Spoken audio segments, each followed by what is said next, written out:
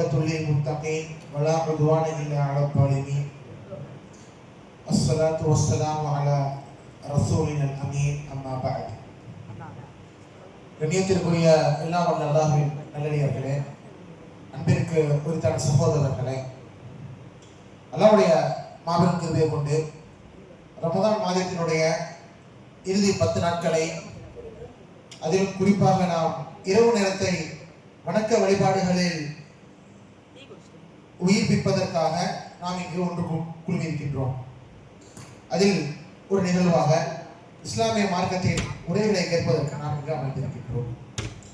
கண்ணியத்திற்குரியவர்களே, அல்லாஹ் ரப்பல் ஆலமீன் நம் மீது ஏராளமான கடமைகளை நம் மீது அல்லாஹ் என்ன செஞ்சிருக்கான், விதியாக்கி இருக்கின்றான். அதில் பொருளாதாரம் தொடர்பான சில கடமைகளையும் அல்லாஹ் ரப்பல் ஆலமீன் நம் மீது என்ன செஞ்சிருக்கான், நிர்ணயித்திருக்கின்றான்.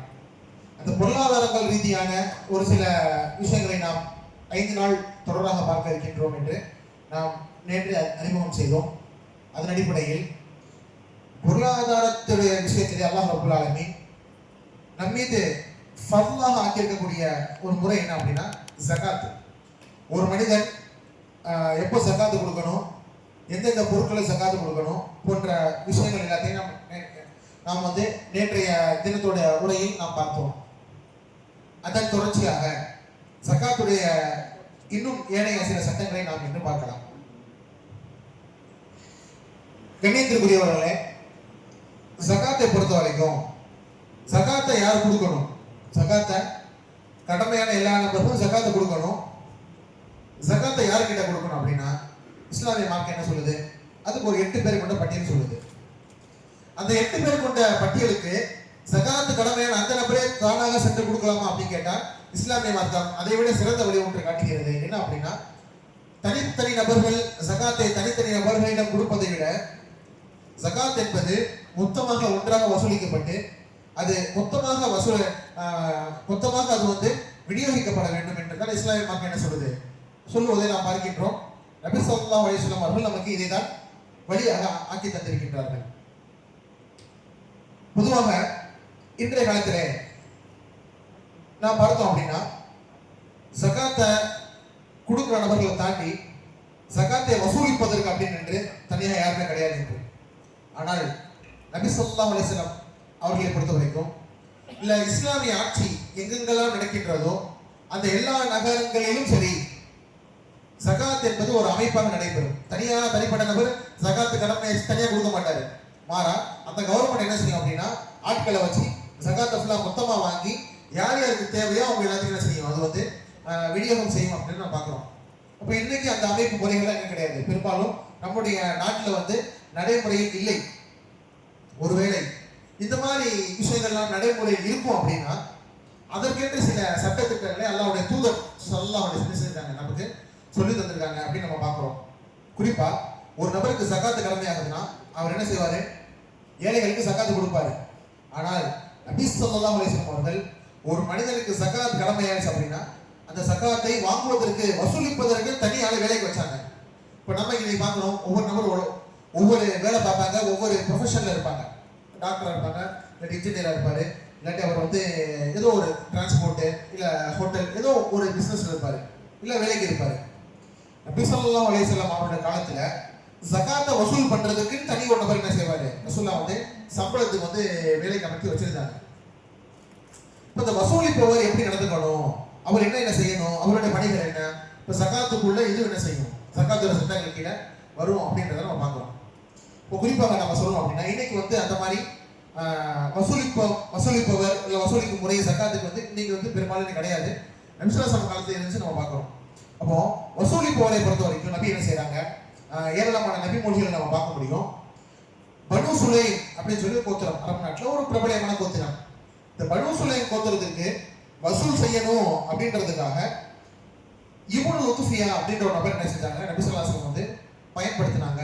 வசூல் செய்வதற்கு இவர் வந்து பயன்படுத்தினாங்க அப்படின்னு சஹீஹுல் புகாரியில 1500வது நபி மொழியை நம்ம பார்க்குறோம்.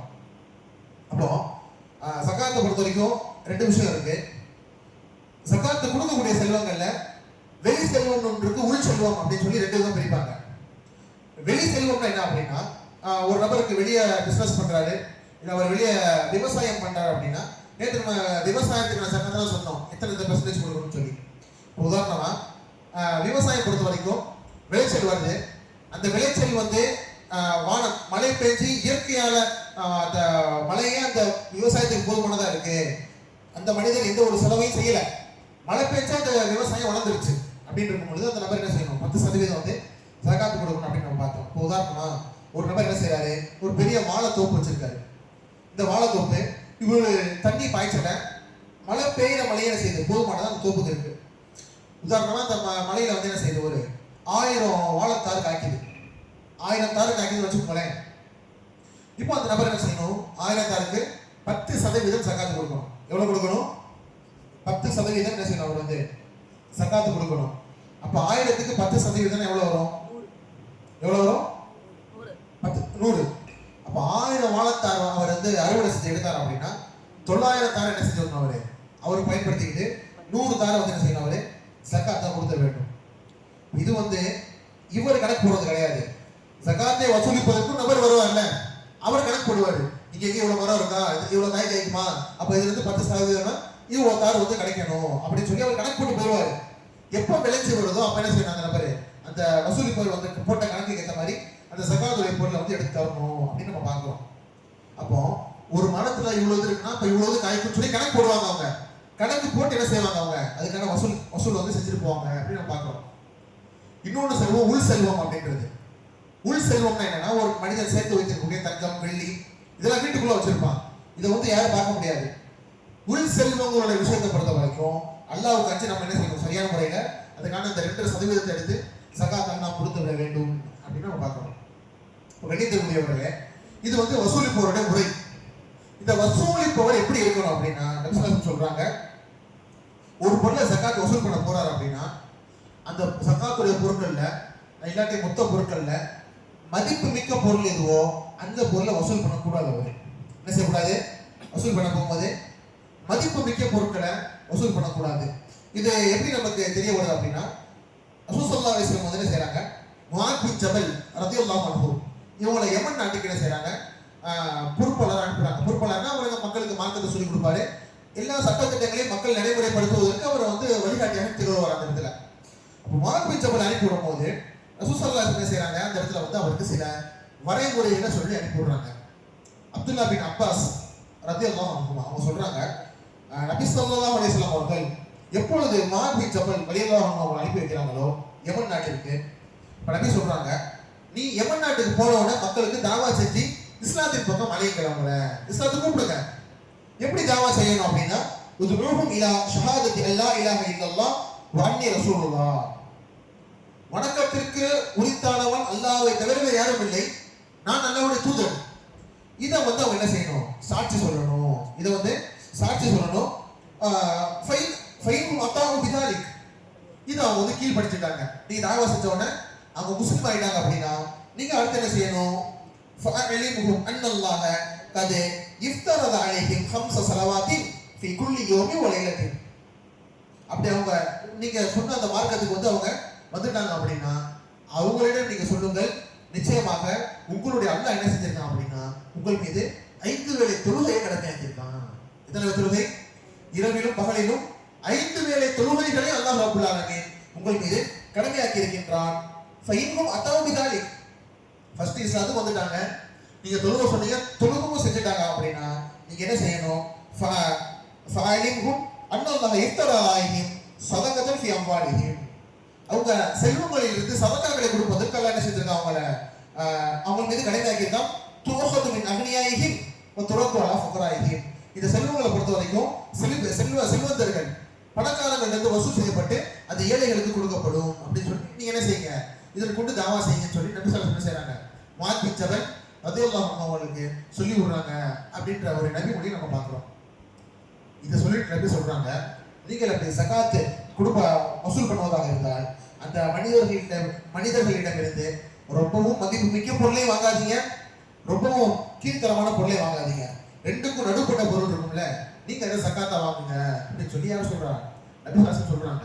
என்ன விஷயம் அப்படின்னா, மனிதனை பொறுத்த வரைக்கும் பொருளாதாரத்தின் மீது இயல்பாகவே மனிதனுக்கு ஒரு மோகம் இருக்கும், ஒரு விருப்பம் இருக்கும், ஒரு ஆசை இருக்கும். அந்த செல்வத்தை சேர்க்கிறதுலையும் சரி, அந்த செல்வத்தை அலங்கரிப்பதிலும் சரி, அந்த மனிதனுக்கு வந்து ஒரு தனி ஒரு கருணை இருக்கும். அப்படி இருக்கும் பொழுது அவன் வைத்திருக்கக்கூடிய மதிப்புமிக்க பொருட்களை நாம் ஜகாத் என்ற பெயரில் எடுத்துக்கொண்டால் அந்த மனிதனுக்கு இயல்பாக என்ன செஞ்சிடும், இஸ்லாமிய மார்க்கத்தின் மீது ஒரு வெறுப்பு வந்துவிடும். அதனால நீங்க என்ன செய்யுங்க, மதிப்புமிக்க பொருட்கள் எடுக்காதீங்க, நடுத்தரமான பொருட்கள் நீங்க என்ன செய்யுங்க, ஜகாத்திற்கு வந்து வசூல் செய்யுங்கள் என்பதாக நபி ஸல்லல்லாஹு அலைஹி வஸல்லம் சொல்லக்கூடிய அந்த செய்தி நம்ம பார்க்கிறோம்.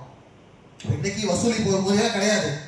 ஒருவேளை வசூலி போறது கூட இருந்தால் அவங்க எப்படிதான் எடுத்துக்கணும், வந்து நடுத்தரமான பொருட்களை எடுக்கணும், மதிப்புமிக்க பொருட்களை ஜகாத்தில் எடுக்கக்கூடாது அப்படின்னு நம்ம பார்க்கிறோம்.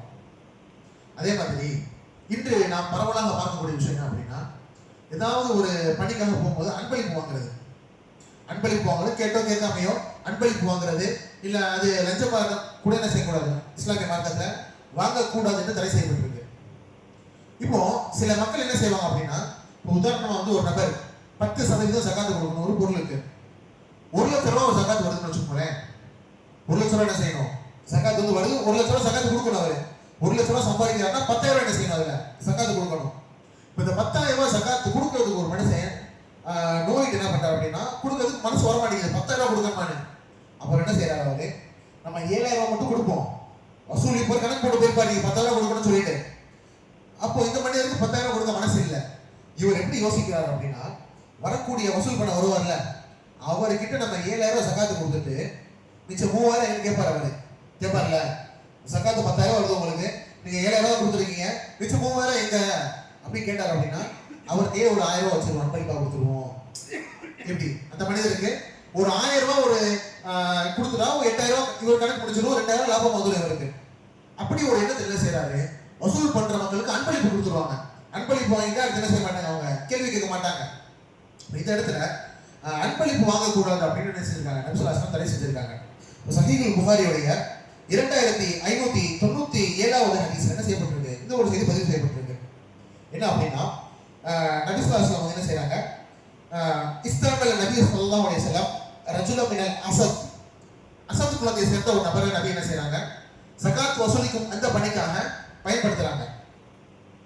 அப்போ யுகால் லஹு இப்னு லுத்பியா, அவர் பேர் என்ன, இப்னு லுத்பியா என்ற நபரை நபி பயன்படுத்துறாங்க. அலா சதகத்தின், ஜகாத் வசூலிப்பதற்கு நபி வந்து பயன்படுத்துறாங்க. இவர் என்ன செய்யறாரு அப்படின்னா, ஃபலம்மா கதிம, நபிட்ட வந்து வசூல் பண்ணிட்டு வராரு. வந்தவன நபியை பார்த்து சொல்றாரு, ஹாதா லக்கும் யா ரசூலுல்லாஹ், ஜகாத் வாங்கிட்டு வந்திருக்கேன், ஹாதா லக்கும் இது வந்து உங்களுக்கு, வ ஹாதா அஹதாலி இது வந்து எனக்கு இது அன்பளிப்பா கொடுக்கப்பட்டதுன்னு சொல்றாரு. அவர் சொல்லப்படுற நபி பார்க்கறாங்க, நபிக்கு கடுமையான கோபம் வந்துருச்சு. ஏன்னா ஜகாத் என்பது அல்லாஹ் கடமையாக்கி இருக்காது.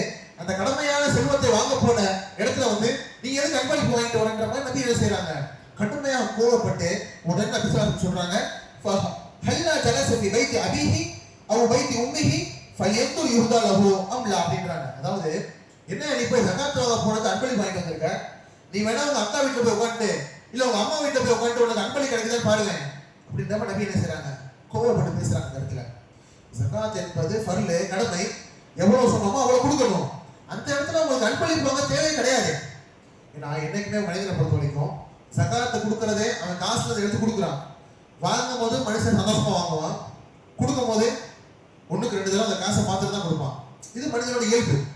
அப்படி இருக்கும்போது ஜகாத்தையே எந்த மனிதனும் மனப்பூர்வமா கொடுக்காத நிலையில உங்களுக்கு அன்பளிப்பு தராங்க அப்படின்னா கண்டிப்பா அது என்ன இருக்கும், அதாவது ஒரு உள்குத்து இருக்குன்ற மாதிரி என்ன செய்றாங்க, கஷ்டப்பட்டு ஒரு கடினமா பேசுறாங்க அவர்கிட்ட. என்ன அப்படின்னா, நீ வேணா உங்க அம்மா வீட்டுல உட்காந்து போய் உங்க அக்கா வீட்டுல உட்காந்து போய் பாருங்க யார் உனக்கு அன்பளிப்பு தராங்க அப்படின்ற மாதிரி அப்படி என்ன செய்றாங்க, கடுமையான வார்த்தையை பயன்படுத்தி விட்டு அடுத்து சொல்றாங்க, வல்லதி நஸ்ஸி பியதிஹி, என் உயிர் யார் கையில இருக்கோ அவன் மீது சத்தியமாக, லா யுஹது அஹது மின்ஹு ஷைஅன் இல்லா ஜாஅ பிஹி யௌமல் கியாமத்தி யஹ்மிலு அலா ரிஃபத்திஹி. இந்த மாதிரி நியாயமான முறையில் இல்லாம அநியாயமான முறையில் சம்பாதிக்கிறீங்களே, இந்த சம்பாத்தியம்லாம் என்ன ஆகும் அப்படின்னா, மறுமையில வந்து நீங்க தோல்ல சுமந்துட்டு வருவீங்க. இதை மறுமையில நீங்க தோல்ல இந்த ஜகாத்து அநியாய முறையில் வாங்கிருக்கீங்களே அன்பளிப்புகள், இவையெல்லாம் உங்க கழுத்துல வந்து மிகப்பெரிய சுமையாக வந்து இருக்கும். அது நீங்க ஆடோட விஷயத்த ஜகாத்து அன்பளிப்பு வாங்குறீங்க அப்படின்னா அது மறுமையால கத்திக்கிட்டே வரும். ஆடோ மாடோ இருந்தா கத்திக்கிட்டு வரும். இதே ஒட்டகமா இருந்தா அது கிடைச்சிக்கிட்டே வரும். நபி என்ன செய்றாங்க, கடுமையாக பேசுறாங்க. அப்போ ஜகாத் வசூல் செய்யறதுக்கு ஒரு நபர் வராரு அப்படின்னா அவருக்கு அன்பளிப்பு கொடுக்கவும் கூடாது, அந்த நபர் அன்பளிப்பை என்ன செய்யக்கூடாது, வாங்கவும் கூடாது. மூணாவது, ஒரு நபர் ஜகாத் வாங்க போறாரு அப்படின்னா ஜகாத்தை வாங்கிட்டு வந்தோம்னா கணக்கு காட்டணும். என்ன செய்யணும், கணக்கு காட்டணும். இப்போ புகாரியுடைய 1500வது நபிமொழியில பார்க்கிறோம், இந்த ருத்துபியான நபர் பார்த்தோம்ல, இந்த நபரோட தொடர்புடைய ஒரு செய்தி என்ன அப்படின்னா, பனு சுலைம் கோத்திரத்தாளரிடம் இந்த ருத்துபியா இப்னு ருத்துபியா என்ன செய்றாங்க, நபி ஜகாத் வாங்குறதுக்கு அனுப்பி வைக்கிறாங்க. அனுப்பி வைக்கும் போது இவர் என்ன செய்யறாருன்னா, இவர் போயிட்டு வராரு. வந்த உடனே நபி ஸல்லல்லாஹு அலைஹி வஸல்லம் என்ன செய்யறாங்க, அந்த இடத்துல நீ என்னப்பா வசூல் பண்ணு கணக்கு கேட்கிறாங்க. நீங்க என்ன வசூல் பண்ணீங்கன்னு சொல்லி கணக்கு கேட்கிறாங்க நபி. இவர்கிட்ட இவ்வளவு வாங்கிட்டீங்களா, இவருக்கு இவ்வளவு கடன் இருக்கான்னு சொல்லி கணக்கு போட்டு வாங்குறாங்க நபி. ஏன்னா எந்த ஒரு அமௌண்ட் என்பது, ஜகாத் என்பது அல்லாஹ்வுடன் தொடர்புடைய விஷயம். அதுல ஒரு ரூபா குறைஞ்சா கூட, ஒரு ரூபா கூடுனா கூட பதில் சொல்லணும் அல்லாஹ்விடம். அதனால ரொம்ப நபி என்ன செய்றாங்க, அதை கணக்கு போட்டு வாங்கினார்கள் அப்படின்னு நம்ம பார்க்கிறோம். அதே போல ஒரு நபருக்கு ஜகாத்துக்கு வசூல் பண்றாரு அப்படின்னா அவருக்கு என்ன செய்யறாங்க, வசூல் பண்றதுக்காக சம்பளம் வாங்கிக்கிறாங்க. இதுக்கு நபி ஸல்லல்லாஹு அலைஹி வஸல்லம் அவர்கள் அனுமதித்திருக்கிறார்கள். அப்போ இதை நம்ம என்ன செய்யறோம், சஹீஹ் முஸ்லிமுடைய 1890வது நபிமொழியில பார்க்கிறோம். என்ன அப்படின்னா, அப்துல்லா பின் அஸ்-சாயிதி அல்-மாலிகி அப்படின்ற ஒரு நபர் அவங்க வந்து என்ன செய்யறாங்க, உமர் ரலியல்லாஹு அன்ஹு காலத்துல வந்து ஜகாத்தை வந்து வசூல் பண்றாங்க. இப்போ இவர் ஜகாத்தை வசூல் பண்ணும்போது உமர் ரலியல்லாஹு என்ன செய்யறாரு, போய் ஜகாத்தை வசூல் பண்ணிட்டு வராரு. வந்த உடனே உமர் ரலியல்லாஹு என்ன பண்றாங்க அப்படின்னா, இந்த நபருக்கு இவர் வசூல் பண்ணிட்டு வந்த காசுல இருந்து கொஞ்சம் காசு கொடுக்குறாங்க அவருக்கு.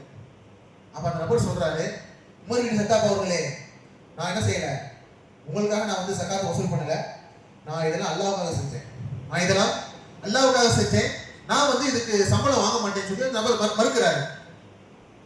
அப்போ உமர் இல்ல பதில் சொல்றாங்க என்ன அப்படின்னா, இது ஒன்றும் நீ கேட்டு நான் உனக்கு தரலையே, நீ கேட்டு நான் உனக்கு தரலையே, உனக்கு இது நானா தான் அன்பளிப்பா தரேன் உனக்கு, அதனால இது உனக்கு ஆகுமானதாக ஆகும் அப்படின்னு சொல்லி செய்யறாரு. உமர் எல்லாம் கொடுக்குறாங்க. கொடுத்துட்டு சொல்றாங்க, யாரு, உமர் எல்லாம் சொல்றாங்க, நபி ஸல்லல்லாஹு அலைஹி வஸல்லம் அவருடைய காலத்துல நபிக்கு நான் ஜகாத் வசூல் பண்ணேன், நபிக்காக நான் ஜகாத் வசூல் பண்ணேன். அப்ப நபி எனக்கு அதுல கொஞ்சம் சம்பளம் கொடுத்தாங்க. நான் நபிகிட்ட சொன்னேன், யார சொல்லலாம், நான் அல்லாஹ்வுக்காக வேலை பார்க்கிறேன், நான் இந்த சம்பளம் வாங்க எனக்கு தேவை கிடையாது அப்படின்ற மாதிரி என்ன செஞ்சு நான் சொன்னேன். நபி ஸல்லல்லாஹு அலைஹி வஸல்லம் சொல்றாங்க, நீ கேட்காமல் உனக்கு அன்பளிப்பாக வழங்கப்பட்டதை நீ என்ன செய்யலாம், நீ அதுல இருந்து உண்டு கொள்ளலாம், நீ அதுல இருந்து சதகாவும் செய்து கொள்ளலாம் அப்படின்னு சொல்லி நபி என்ன செய்யறாங்க சொல்றாங்க. அப்ப அன்பளிப்பாக ஒரு பொருள் நம்ம கேட்காம வருது அப்படின்னா அது என்னது, ஹலால். ஒரு பொருளை கேட்டு வாங்குறத காட்டிலும் கேட்காம அன்பளிப்பா நமக்கு வரும்போது அந்த பொருளை என்ன செய்யலாம், நம்ம பயன்படுத்திக் கொள்ளலாம் அப்படின்னு பார்க்கிறோம். அந்த அடிப்படையில் ஜகாத்துக்கு வந்து என்ன செய்யலாம், ஒரு நபர் வந்து சம்பளத்தை பெற்றுக் கொள்ளலாம் அப்படின்னு என்ன செய்யறோம், இந்த நபி மொழியின் வாயிலாக பார்க்கின்றோம். அதே போல ஜகாத் வசூலிக்க போறவரு ரொம்ப ஸ்ட்ரிக்டா இருக்கக்கூடாது, ரொம்ப கடுமையான நபராக இருக்கக்கூடாது, பெருந்தன்மையான நபராக இருக்கணும். இப்போ பாருங்க, சஹீஹ் முஸ்லிமுடைய 1790வது நபி மொழியில வருது, அல்லாஹ்வுடைய தூதர் ஸல்லல்லாஹு அலைஹி வஸல்லம் செய்றாங்க. நம்ம முன்னாடியே ஒரு ஹதீஸ்ல பார்த்தோம்ல, உமர் ரலியல்லாஹு வந்து அவங்க என்ன செய்றாங்க, ஜகாத் வசூலிக்க அனுப்புனாங்கன்னு சொல்லி. உமர் ரலியல்லாஹு வந்து ஜகாத் வசூலிக்க போறாங்க, எல்லாருமே கொடுத்துட்டாங்க. 3 பேர் ஜகாத் கொடுக்கல, 3 பேர் என்ன செய்யல, ஜகாத் கொடுக்கல. அதுல ஒருத்தர் பேர் இப்னு ஜமீல், இன்னொருத்தர் யார் அப்படின்னா ஹாலித் பின் வலீத், மூன்றாவது நபர் ரசூலுல்லாஹ்வுடைய பெரியத்தா அப்பாஸ் பின் அப்துல் முத்தலிப். இந்த 3 பேர் ஜகாத் கொடுக்கவே இல்லை. அப்ப நபிட்ட சொல்றாங்க, யார சொல்லலாம், எல்லாமே ஜகாத் கொடுத்துட்டாங்க, இந்த 3 பேர் ஜகாத்தை கொடுக்கல அப்படின்னு சொல்லுவாங்க. அந்த நபி சொல்றாங்க, இப்னு ஜமீல் ஏன் ஜகாத் கொடுக்கல, இப்னு ஜமீல் தான் வசதியா இருக்காரு, அவரே ஜகாத் கொடுக்கல அப்படின்னு சொல்றாங்க. ரெண்டாவது ஹாலித் பின் வலீத் வரும்போது நபி சொல்றாங்க, ஹாலித் பின் வலீதுக்கு நீங்க ஜகாத்தை அவர்கிட்ட கேட்க கூடாது. என்ன காரணம் அப்படின்னா, அவர் அல்லாஹ்வுடைய மார்க்கத்துக்காகவும் அல்லாஹ்வுடைய தீனுக்காக, அல்லாஹ்வுடைய ரசூலுக்காக தன்னிட்ட இருந்த எல்லா சொத்தையும் என்ன செஞ்சிட்டாரு, அவரு சொத்துக்கள், கவச ஆடைகள், போருக்காக எல்லாத்தையுமே செலவழிச்சிட்டாரு அப்படின்னு சொல்லி அவரை விட்டுருக்கன்னு சொல்லிட்டு. மூணாவது சொல்றாங்க, அப்பாஸ் ஏன் கொடுக்கல, நீ அப்பாஸ் கொடுக்கல அப்படின்னு நீ அவர்கிட்ட கேட்க கூடாது, ஏன்ட்ட கேளுங்க, ஏன்னா அவர் எனக்கு பெரியத்தா, நீங்க அவர்கிட்ட கேட்கறது ஒண்ணுதான், ஏன்ட்ட கேட்கறது ஒண்ணுதான், அவருக்கான ஜகாத்தை நானே என்ன செஞ்ச இடத்துல அடைத்து சொல்றாங்க. அப்ப ஜகாத் வசூலிக்கும் போது இவர் கொடுக்கல அப்படின்றதுக்காக ஒரு நபர்கிட்ட என்ன செய்யக்கூடாது, ரொம்ப கடுகடுன்னு இருக்கக்கூடாது, பெருந்தன்மையாக ஜகாத் வசூலிப்பவர் நடந்து கொள்ள வேண்டும் அப்படின்னு நம்ம பார்க்கிறோம். இப்போ ஜகாத் வசூல் பண்றாங்க, எல்லா ஜகாத்தையும் வசூல் பண்ணி என்ன பண்ணுவாங்க அப்படின்னா பைத்துல் ஜகாத்னு சொல்லி தனியாக ஒரு அமைப்பு இருக்கும். அப்ப அங்க என்ன பண்ணுவாங்க, ஜகாத்தை சேர்த்து வைப்பாங்க. உதாரணமா ஒரு ஊர்ல ஒரு 100 குடும்பம் இருக்குன்னு வச்சுக்கோங்களேன், அந்த 100 குடும்பத்துல ஒரு 20-30 குடும்பம் வந்து ஜகாத்து கொடுக்கக்கூடிய தரத்துல இருக்காங்க. அப்ப அந்த 30 குடும்பத்தோட ஜகாத்தை மொத்தமா வாங்கிட்டு வரணும். உதாரணமா ஒரு 10 லட்சம் ரூபாய் கணக்காதுன்னு வச்சுக்கோங்களேன், 10 லட்சம் ரூபாய் மொத்தமா ஒரே இடத்துக்கு வந்துடும். அப்ப அவங்க கணக்கு போடுவாங்க, அல்லாஹ் ரப்புல் ஆலமீன் யாருக்கு ஜகாத்தை கொடுக்கணும் அப்படின்னு சொல்லியிருக்கான். தௌபா சூரால என்ன செய்யறான், அல்லாஹ் ரப்புல் ஆலமீன் வந்து ஒரு வசனத்துல சொல்றான், இன்னும் சதகாத்துல் ஃபுகரா வல் மசாகின் அப்படி துவங்கக்கூடிய வசனம். 8 பேர் ஜகாத் வாங்குறதுக்கு தகுதியான ஆட்கள். எத்தனை பேர்? 8 பேர் ஜகாத் வாங்க தகுதியான ஆட்கள். அதுல முதல் நபர் யார் அப்படின்னா ஃபகீர். ஃபகீர்னா யாரு? ஏழை, கடுமையான ஏழை. எந்த அளவு அப்படின்னா அடுத்த வேளை சாப்பாட்டுக்கு வழி இல்லாம இருப்பார்ல, அவர் தான் ஃபகீர். இவருக்கு ஜகாத்து கொடுக்கலாம். இவர் தான் ஆக உயர்ந்த நபர்.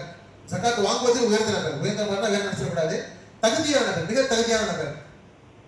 இரண்டாவது மிஸ்கின். மிஸ்கின்னா யாருன்னா அவருமே ஏழை தான். ஆனால் அவருக்கு இன்னைக்கு சாப்பிட சாப்பாடு இருக்கும், நாளைக்கு நாளை கழிச்சு அதுக்கு அடுத்த நாளைக்கு அந்த அளவுக்கு பொருளாதார செல்வமுடைய நபராக இருக்க மாட்டாரு. அன்னைக்கு வளர்ந்து வச்சு அப்படியே சாப்பிட்டு சாப்பிட்டு குடும்பத்தை கழிச்சிட்டு இருப்பாரு. அப்ப இந்த மாதிரி நபருக்கு சகாத்து செய்யலாம், நம்ம கொடுக்கலாம். அதே மாதிரி இந்த சகாத்தை வசூலி பண்றவங்க, சகாத்தை விநியோகம் செய்யறவங்க, சகாத்துக்காகவே முழு நேரம் வேலை பார்ப்பாங்கல்ல, இந்த நபர்களுக்கு சம்பளம் கொடுக்கலாம். சகாத்துல இருந்து இவர்களுக்காக பயன்படுத்திக் கொள்ளலாம். நான்காவது யார் அப்படின்னா அல்லாஹ் ரப்பல் ஆலமீன் சொல்றார், வல் முஅல்லஃபத்தி குலூபுஹும். சில பேர் இஸ்லாமிய மார்க்கத்தின் மீது நல்ல அபிப்பிராயம் வச்சிருப்பாங்க. இப்போ உதாரணமா சொல்லணும் அப்படின்னா, புதுசாக ஒரு நபர் இஸ்லாத்தை ஏற்றுக்கொள்றாரு, பார்த்தா வீட்டில் இருந்து துரத்தி விட்டுருப்பாங்க. அவரை முஸ்லீம் ஆயிட்டாங்க சொல்லி வீட்டில் இருந்து அவரை வெளியேற்றிருப்பாங்க. இப்போ அவரோட வாழ்க்கைக்கு என்ன பண்ணுவாரு? அப்போ அவருக்கு என்ன செய்யலாம்? நம்ம சகாத்தை வந்து எடுத்து கொடுக்கலாம். இப்போ அப்படி கொடுக்கும்போது அவர் என்ன செய்வாரு? இஸ்லாமிய மார்க்கத்தில் இன்னும் கொஞ்சம் பற்றுக்கொண்ட நபராக ஆகுவார். இல்லாட்டி ஒரு நபர் முஸ்லீம் ஆகல, ஆனா இஸ்லாத்தின் மீது பெரிய மரியாதை வச்சிருக்காரு, கடுமையான கஷ்டத்துல இருக்காரு. இப்ப அவருக்கு சகாத்தோட பொருளை கொடுப்பது மூலியமா அவருக்கு என்ன செய்யலாம்? அது மூலியமா நேர்வழி கிடைக்கலாம் அப்படின்னு இருக்கும்போது அவருக்காக செலவழிக்கலாம். அதே போல ஒரு நபர் கடுமையான கடன்ல இருக்காரு, கடுமையான கடன், சகாத்துல இருந்து பொருள் எடுத்து அவர்கிட்ட கொடுத்தா அந்த கடன் தீர்ந்துடும் அப்படின்னா அவருக்கு என்ன செய்யலாம்? சகாத்தை எடுத்து நம்ம கொடுத்து செலவழிக்கலாம். அடிமைகளை விடுதலை செய்வதற்கு என்ன செய்யலாம்? சகாத்தோட பொருளை வந்து பயன்படுத்தலாம். அல்லாஹ்வோட பாதையில் போர் செய்வதற்கு பயன்படுத்தலாம். அதே மாதிரி வழிபோக்குவரத்து சகாத்தை கொடுக்கலாம். இந்த மாதிரி 8 நபர்கள் தகுதியான நபர்களாக அல்லாஹ் ரப்பல் ஆலமீன் சொல்லக்கூடியதை நம்ம பார்க்கிறோம். இப்போ என்ன விஷயம் அப்படின்னா, சகாத்தை தனித்தனியாக கொடுக்குறாங்கல்ல. ஒரு தெருவில் 4 வீடு இருக்கு, 4 பேருமே என்னது சகாத்துக்கு வந்து கொடுக்குற தகுதியானவங்க. ஆனா 4 பேர் என்ன பண்றாங்க அப்படின்னா தனித்தனியாக கொடுக்குறாங்க. மொத்தமா கொடுக்காம சகாத்தை வந்து ஏழைகளுக்கு குத்தகம் தான் கொடுக்குறது. 500 ரூபா கொடுத்து சகாத்தை அடைப்பாரு, இல்லாட்டி அந்த மாதிரி விட்டு விட்டா கொடுக்குறாங்கல்ல. இது வந்து மார்க்கத்துல கொடுப்பது அப்படின்றது இதை விட சிறந்தது என்ன அப்படின்னா, ஏதாவது ஒரே ஒரு நபருக்கு மொத்தமா கொடுக்கணும். அதான் என்னது ஜகாத் கொடுக்கும் முறைகளில் சிறந்த முறையாக மார்க்கம் நமக்கு கற்றுத்தருகிறது. என்ன காரணம் அப்படின்னா, தனித்தனியா கொடுக்குது அப்படின்னா ஒரு நபர் என்ன செய்வான்? அப்பப்ப தேவையில கொடுத்து செய்வான், திருப்பி இலையா தான் இருப்பான். இப்போ ஒரு நபர் இருக்காரு, அவர்கிட்ட போய் ஒரு சகாத்து காசு 1000 ரூபாய் கொடுத்து என்ன செய்வார்? அவரு அந்த 1000 ரூபாய் வச்சு குடும்பத்தை 2 நாள் ஓட்டுவாரு, திருப்பி 3வது நாள் என்ன ஆயிடுவாரு? மறுபடியும் ஏழையாயிருவாரு. இப்ப அந்த நபர்கிட்ட போய் ஒரு 1 லட்சம் ரூபாய் சகாத்து நபருக்கு இருக்கு, மொத்தமா போய் அந்த அம்மனை கொடுக்கும்போது அவர் என்ன செய்வாரு? அவருக்கு என்னென்ன தேவைகள் இருக்கோ எல்லா தேவைகளையும் அந்த 1 லட்சம் ரூபாய் பூர்த்தி செஞ்சுட்டு மிச்சம் இருக்க காசை வச்சு என்ன செய்வார்?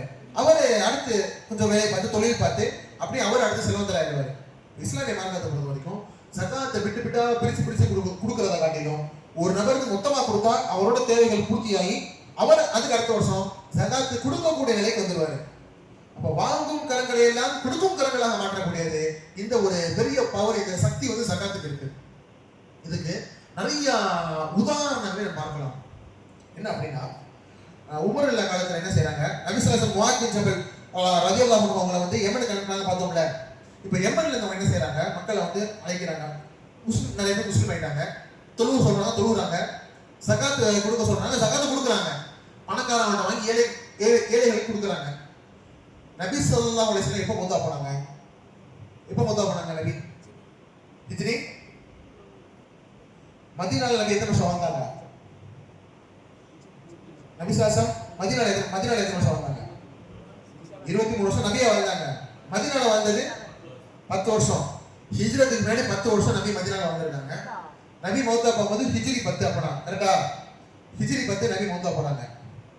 அதுக்கு பின்னாடி 2 வருஷம் அபூபக்கர் சித்திக் ரலியல்லாஹு அன்ஹு ஆட்சி பண்றாங்க. 2 வருஷம் கழிச்சு யார் வரா? உமர் எல்லாம் வராங்க. இப்போ முஆத் பின் ஜபல் என்ன செய்யறாங்க? அங்கேயே தான் இருக்காங்க, யமன்ல இருக்காங்க. நபி மௌத்தா போகும்போது யமன்ல இருக்காங்க. அபூபக்கர் சித்திக் ரலியல்லாஹு அன்ஹு 2 வருஷம் என்ன செய்யறாங்க? யமன்ல இருக்காங்க. உமர் எல்லாம் ஆட்சி வரும்போது யமன்ல தான் இருக்காங்க.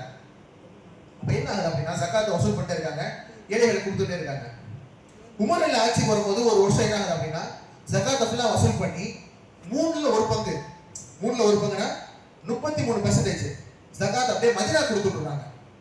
மதீனாவுக்கு கொடுத்து விடுறேன், என்ன ஆகுது அப்படின்னா ஊரில் கேட்குறாங்க, எப்பா ஜகாத் என்பது உங்க பகுதி கொடுக்க வேண்டியதுப்பா, நீ ஏப்பா அதை வந்து மதீனாக்கு அனுப்பி விடுறேன் என்பது போல் உமரில் வந்து கடிதம் வந்து கேட்குறாங்க. முஆத் பின் ஜபல் ரலியல்லாஹு அன்ஹு அனுப்புமா அவங்களுக்கு. அவங்க பதில் சொல்றாங்க, உமர் பின் கத்தாப் அவர்களே, நான் ஒண்ணு எங்க மக்களுடைய வயிற்றுல அடிச்சு ஜகாத்தை பிடிக்க உங்கள்ட்ட தரல. நான் ஏன் உங்கள்ட்ட கொடுத்தேன் அப்படின்னா, இங்க வாங்கக்கூடிய நபர்கள் வேற யாருமே இல்ல, 1/3 மிஞ்சிருச்சு, அதை தான் நான் உங்களுக்கு கொடுத்துருக்கேன். நீங்க மதீனால கொடுத்துட்டு செய்யுங்க, மதீனத்து மக்களுடைய வறுமையை தீர்த்துக்கணும்னு சொல்றாங்க. அப்படியே போயிருது. அதுக்கு அடுத்த வருஷம் வருது. அடுத்த வருஷம் சகாத்து யமன்ல வசூலான சகாத்துல பாதி சகாத்து மதீனாக்கு வருது. ஊரில் கேட்குறாங்க, என்னப்பா பாதி சகாத்து நீங்க அனுப்பி இருக்கீங்க, என்ன கடன் கேட்கணும்னு சொல்றாங்க. இது மக்களுக்கு அநியாயமா அனுப்புறது கிடையாது, மாறாக இது என்ன செஞ்சிருக்காங்க, எங்களுக்கு வந்து தேவை பூர்த்தி ஆயிடுச்சு, நாங்க உங்களுக்கு கொடுத்தது எக்ஸ்ட்ரா சகாத்துன்னு சொல்லி யமன்ல வசூலான பாதி சகாத்து இங்க மதீனாக்கு வருது. இன்னும் கொஞ்ச நாள் போகுது. அதுக்கு பின் என்னாச்சு அப்படின்னா, யமன்ல வசூலாகக்கூடிய ஒட்டுமொத்த சகாத்தும் எங்க வந்துருச்சு, மதீனாக்கு வந்துருச்சு. என்ன காரணம் அப்படின்னா, யமனில் கை நீட்டி வாங்கக்கூடிய ஏழைகளே இல்லை. ஏனென்றால் ஜகாத் என்பது எல்லா மக்களுடைய ஏழ்மையை தீர்த்து விட்டது அப்படின்னு நம்ம பார்க்கிறோம். அப்போ சிறிது காலங்கள், கொஞ்சம் வருஷங்கள் சரியான முறையில் அந்த செல்வந்தர்களிடமிருந்து ஜகாத் பெறப்பட்டு ஏழைகளுக்கு கொடுக்கப்பட்டால் அந்த இடத்தில் வறுமை என்பது அழிந்துவிடும் என்பதற்கு ஒரு உதாரணமாக இந்த நிகழ்வு இருப்பதை நாம் பார்க்கின்றோம். அதே போல கிட்டத்தட்ட ஹிஜ்ரி 100 கிட்ட வரும்போது உமையாக்களோட ஆட்சி நடக்குது. குலஃபாவு ராஷிதீன் 4 நேர்வழி பெற்ற கலீஃபாக்கள் ஆட்சி போய் உமையா மக்களோட ஆட்சி வருது. உமையாக்களை பொறுத்த வரைக்கும் சில அரசர்கள் என்ன செய்யறாங்க அப்படின்னா, மக்களுக்கு ரொம்ப அநியாயம் பண்றாங்க, நிறைய லஞ்சம் ஊழல், இதனால திருப்பி ஏழ்மையும் வறுமையும் நாட்டில் வந்துருச்சு. அப்ப அந்த இடத்துல ஒரு ஆட்சியாளர் மூத்தா போனவன உமர் பின் அப்துல் அஜீஸ் சொல்லி ஒரு நபர் என்ன செய்யறாரு, உமர் பின் அப்துல் அஜீஸ் சொல்லி ஒரு ஹலீஃபா ஒருத்தவங்க ஆட்சி பொறுப்பு ஏற்கிறாங்க. இந்த உமர் பின் அப்துல் அஜீஸ் யார் அப்படின்னா, உமர் ரலியல்லாஹு அன்ஹு அவர்களுடைய 3வது தலைமுறையில் அவர்களுடைய பேரன் அப்படின்ற ஒரு வாரிசு முறையில் வரக்கூடியவர் உமர் பின் அப்துல் அஜீஸ். இப்போ இவங்க என்ன செய்யறாங்க, அந்த அநியாயம் பண்ற ஆட்சியாளர்களுடைய அந்த மக்களுக்கு அநியாயம் செஞ்சு இழிக்கப்பட்டிருப்பாங்க மக்கள், அவங்க எல்லாரும் என்ன செய்யறாங்க, அந்த பொருளாதாரத்தை கொடுத்து சரி பண்ணிட்டு சக்காத்தை சரியா நடைமுறைப்படுத்துறாங்க. மறுபடியும் என்ன செய்யுது, நாட்டில் வந்து செல்வம் என்பது எல்லா மக்களுக்கு கையிலையும் தவள ஆரம்பிக்குது. எந்த அளவுக்கு அப்படின்னா, அப்பையும் ஏழைகள் என்பவர்கள் அந்த நாட்டில் இல்லை. எந்த அளவுக்குன்னா, அந்த சக்காத்தை வசூல் பண்ண ஒரு அதிகாரிகள் இருக்காங்கல்ல, அவங்க சொல்றாங்க வந்து, உமர் பின் அப்துல் அஜீஸ் அவர்களே, கஜானால நிறைய சக்காத்துடைய செல்வங்கள் வந்து மிச்சிருக்கு, வாங்குறதுக்கு ஆளே இல்லை, என்ன பண்றது கேட்கும்போது அவங்க சொல்றாங்க, மக்களுக்கு மட்டும் கொடுக்கணும்னு இருக்காங்க, நீங்க என்ன செய்யுங்க, எல்லாத்தையுமே உணவாக சமைத்து மலைகளுக்கு மேல கொட்டிருங்க, போய் மலைகளுக்கு மேல் கொட்டிவிட்டால் பறந்து போகின்ற பறவைகள் வந்து கொத்தி சாப்பிட்டு என்ன செய்யும், வயிறை நிரப்பிக்கொள்ளும். அப்போ சகாத் என்பது ஒரு சமுதாயத்தினுடைய வறுமையை முழுமையாக அகற்றக்கூடிய ஒரு மிகப்பெரிய சக்தி என்பது சகாத்துக்கு இருக்கிறது. இன்றைக்கு உலக அளவில் பார்த்தோம் அப்படின்னா வறுமை அளிக்கிறதுக்கு எவ்வளவு முயற்சி பண்றாங்க. ஐநா சபையிலிருந்து உலகத்துல வளர்ச்சி அடைந்த எல்லா நாடுகளுக்கும் மிகப்பெரிய ஒரு தலைவலியாக இருப்பது பாவர்ட்டி, வறுமை, ஏழ்மை. அப்ப இந்த ஏழ்மை எப்படி தீர்க்கிறதுன்றதுக்கு நிறைய திட்டங்கள் கொண்டு வராங்க, நிறைய ஆக்ட் கொண்டு வராங்க, நிறைய பாலிசி கொண்டு வராங்க. இந்தாங்க உங்க நாட்டுல இந்த பாலிசியை போடுங்க, இது போட்டா வறுமை தீர்ந்துடும், மக்கள் வந்து ஏழ்மையா தீர்ந்துடும் சொல்றாங்க. ஆனா என்ன ஆகுது அப்படின்னா, எந்த ஒரு பாலிசியை போட்டாலுமே அது ஃபெயில் ஆகுது, ஏழ்மையும் வறுமையும் வளர்ந்துட்டே தான் இருக்கு. அப்ப அல்லாஹ் ரப்புல் ஆலமீன் சொல்லியிருக்கக்கூடிய ஜகாத் என்ற வறுமை ஒழிப்பு திட்டத்தை சரியாக எங்கு பயன்படுத்தவில்லையோ அங்கு ஏழ்மை என்பது ஒளிவே ஒழியாது என்பது இன்று உலக அளவில் நாம் பார்க்கக்கூடிய நிதர்சனமான உண்மையாக இருக்கின்றது. ஜகாத் என்பது ஒரு மனிதனுடைய கடமையை நிறைவேற்றுவது மட்டுமல்லாமல் அல்லாஹ்வுடைய நெருக்கத்தை பெற்று தருகிறது என்பது மட்டுமல்லாமல் கஷ்டப்படக்கூடிய ஒரு மனிதனுடைய அந்த வறுமையையும் ஏழ்மையையும் அந்த ஒரு பின்தங்கிய நிலையும் போக்கக்கூடியதாக இருக்கிறது என்பதை பார்க்கின்றோம். அப்போ ஜகாத் என்பது அல்லாஹ் ரப்புல் ஆலமீன் நம் மீது கடமையாக்கி இருக்கக்கூடிய ஒரு விஷயம். ஜகாத்தை சரியாக நாம் நிறைவேற்றுவதன் மூலமாக அல்லாஹ்வுடைய நெருக்கத்தை பெற்றுக் கொள்ளலாம். பொருளாதாரத்தில் அல்லாஹ் ரப்புல் ஆலமீன் ஃபர்லாக ஆக்கியிருக்கக்கூடியது இது ஒன்று மட்டும்தான் ஜகாத். அப்ப இது இல்லாமல் இன்னும் நிறைய விஷயங்கள் இருக்கு. இன்ஷா அல்லாஹ் நாளை நம்ம என்ன செய்வோம், தொடர்ச்சியாக வரக்கூடிய நாம் சொல்லி பார்ப்போம். அல்லாஹ் ரப்புல் ஆலமீன் அதை அருள் புரிவானாக. ஆகிர் தவானா அல்ஹம்துலில்லாஹி ரப்பில் ஆலமீன். அஸ்ஸலாமு அலைக்கும் வரஹ்மத்துல்லாஹி வபரகாத்துஹு.